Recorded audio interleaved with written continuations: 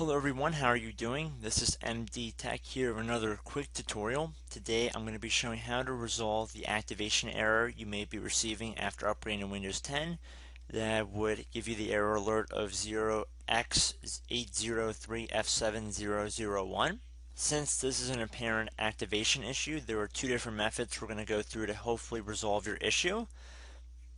The first one, if you've upgraded from Windows 8 or Windows 7, we're going to try to change the product key and we're going to put our product key that we had in our previous version of Windows.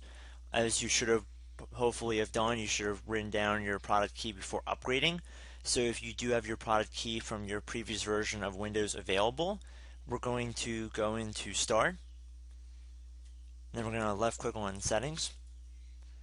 Then Update and Security.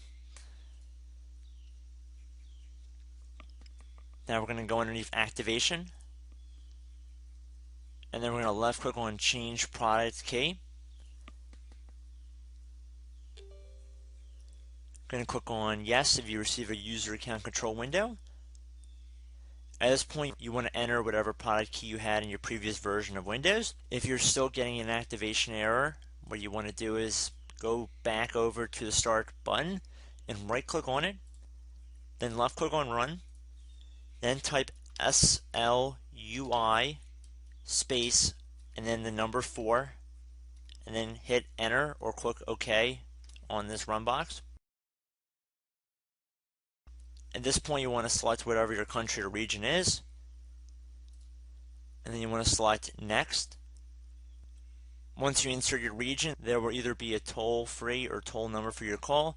Since I believe I inserted Algeria, it does not surprise me there is no toll-free number not available.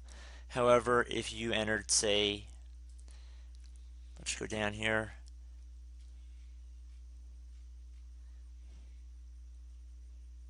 let's say Canada, there is a toll-free number available.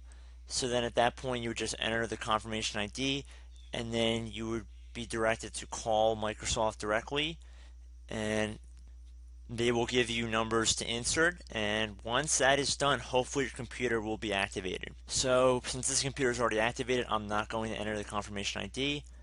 You do have to call this number first, and then they will give you instructions from there.